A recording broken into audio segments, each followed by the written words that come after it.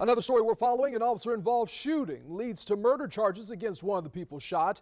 A Camden County, Georgia man now indicted for murder and the death of his cousin. Latoya James was shot and killed by deputies last year while officers were executing a narcotics search warrant at her cousin's house. That cousin, Varshan Brown, now charged with felony murder.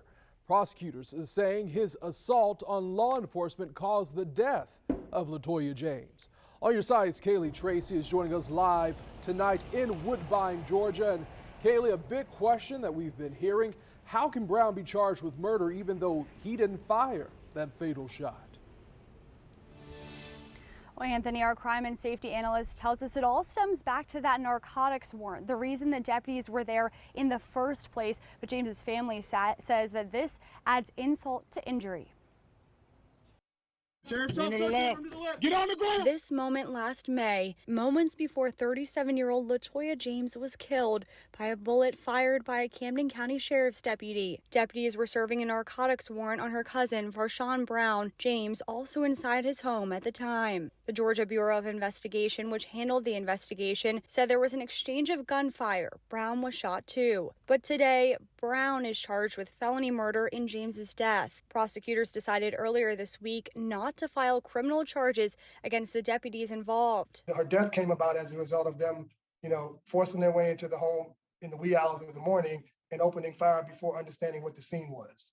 And his bullets never touched her. The officer's bullets are the ones that, penetrated her body. Reginald Green represents James's family. Betty Jean is Latoya's mom. She's devastated. Her brothers, her family members, everybody's devastated. First Coast News crime and safety analyst Mark Bachman says the murder charge stems from the narcotics warrant. Because they're investigating a crime that individual was responsible for, basically a drug organization or an operation. They're executing a search warrant.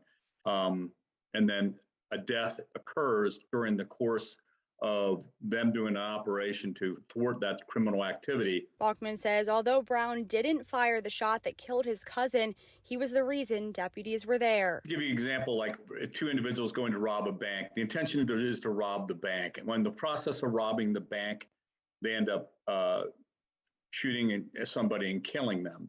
The individual that did the bank robbery along with that individual can both be charged with felony murder, because the murder occurred during the crime that they've committed.